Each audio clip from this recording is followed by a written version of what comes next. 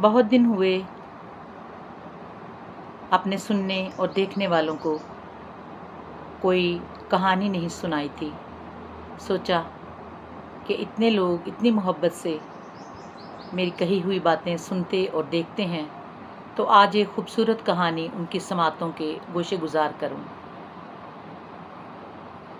ایک دن بادشاہ نے اپنے 3 وزراء کو دربار میں بلایا اور تینوں کو حکم دیا کہ تینوں ایک ایک تھیلا لے کر باغ میں داخل ہوں اور وہاں سے بادشاہ کے لیے مختلف اچھے اچھے پھل جمع کریں۔ وزراء بادشاہ کے اس عجیب حکم پر حیران رہ گئے اور تینوں ایک ایک تھیلا پکڑ کر الگ الگ باغ میں داخل ہو گئے۔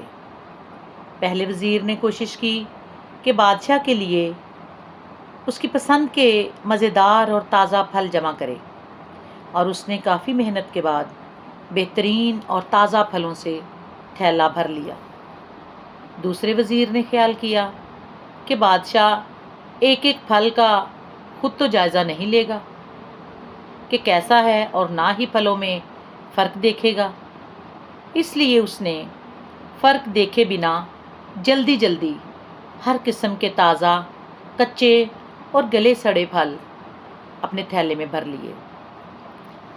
تیسرے وزیر نے سوچا کہ بادشاہ کی توجہ صرف تھیلے کے بھرنے پر ہوگی، اس کے اندر کیا ہے اسے بادشاہ نے نہیں دیکھنا۔ یہی سوچ کر وزیر تھیلے میں گھاس پھوس اور پتے بھرنے لگا اور محنت سے بچ گیا اور وقت بچا لیا۔ دوسرے دن بادشاہ نے تینوں وزراء کو اپنے تھیلوں سمیت دربار میں حاضر ہونے کا حکم دیا۔ جب تینوں دربار میں حاضر ہوئے تو بادشاہ نے تھیلے کھول کر بھی نہ دیکھے اور حکم دیا کہ تینوں کو ان کے تھیلوں سمیت 1 ماہ کے لیے دور دراز جیل میں قید کر دو۔ اب اس دور دراز جیل میں تینوں کے پاس کھانے پینے کے لیے کچھ نہ تھا سوائے اس تھیلے کے جو انہوں نے جمع کیا تھا۔ اب پہلا وزیر جس نے اچھے اچھے پھل چن کر جمع کیے تھے، وہ مزے سے اپنے پھلوں پر گزارا کرتا رہا، یہاں تک کہ 1 ماہ بآسانی گزر گیا۔ اب دوسرا وزیر جس نے بغیر دیکھے خراب اور اچھے پھل جمع کیے تھے، اسے بڑی مشکل پیش آئی۔ کچھ دن تو اچھا پھل کھا کے گزر گئے اور پھر اس کو پریشانی کا سامنا کرنا پڑا۔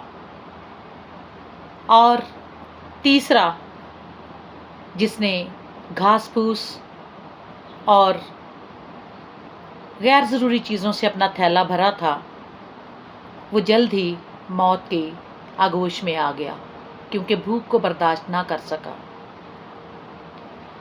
کچھ دن کے بھوک کے بعد جب وہ مر گیا تو یہاں ہمارے لیے ایک سوال پیدا ہوتا ہے، یہ زندگی کوئی ہم سے پوچھے کہ ہم اس میں کیا جمع کر رہے ہیں؟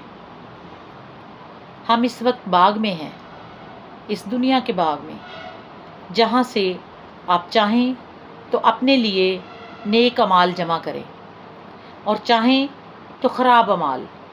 لیکن یہاں پر مسئلہ ایک اور بھی ہے، ہم وہ پھل، وہ اعمال جنہیں ہم سمجھتے ہیں کہ وہ صحیح ہیں، ہم انہیں جمع کرنے کی فکر میں لگے رہتے ہیں، لیکن ہم نہیں جانتے کہ کیا وہ بادشاہ کے پسندیدہ پھل ہیں بھی، وہ بادشاہ جو اوپر بیٹھا ہے۔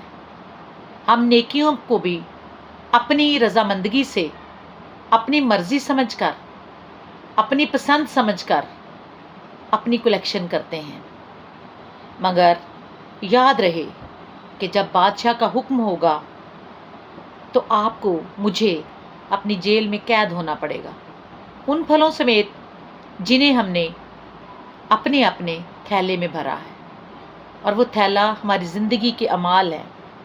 تب ہم اپنی جیل میں اکیلے ہوں گے، وہ جیل ہماری قبر، جس میں ہمیں صرف اپنے اعمال کے ساتھ اترنا ہے، اور ان اعمال میں اگر تازگی ہوگی، مٹھاس ہوگی، اور بادشاہ کے فرمان کے مطابق خدا جو بادشاہوں کا بادشاہ ہے اس کی پسند کے مطابق ہوں گے تو ہم اس کے وعدے کے مطابق خوشیوں بھری زندگی میں داخل ہوں گے، اور اگر ہم نے اپنی مرضی کی نیکیاں، اپنی مرضی کے دکھاوے، اپنی مرضی کا سامان جمع کیا ہوگا تو پھر میرا، آپ کا اور باقیوں کا بھی حال انہی دو وزیروں جیسا ہوگا جنہوں نے چند اچھے گلے سڑے کچے اور گھاس پھوس سے، اول فول چیزوں سے اپنے تھیلے کو بھر لیا، اور جب وہی حکم اور سزا اپنے لیے تجویز ہوئی تو پھر سوائے ملیا میٹ ہونے کے کچھ نہ تھا۔ آج ہم سب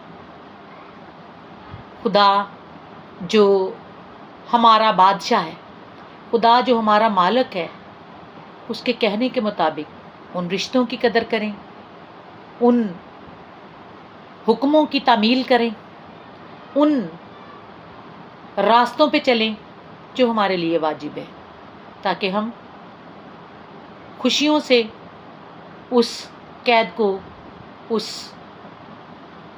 پیریڈ کو کاٹ سکیں جو ہمارے اور خدا کے ملاپ کے درمیان معلق ہے۔ اپنا بہت سا خیال رکھیے، پھر ملتے ہیں اگلی کسی اچھی سوچ کے ساتھ۔ اللہ حافظ۔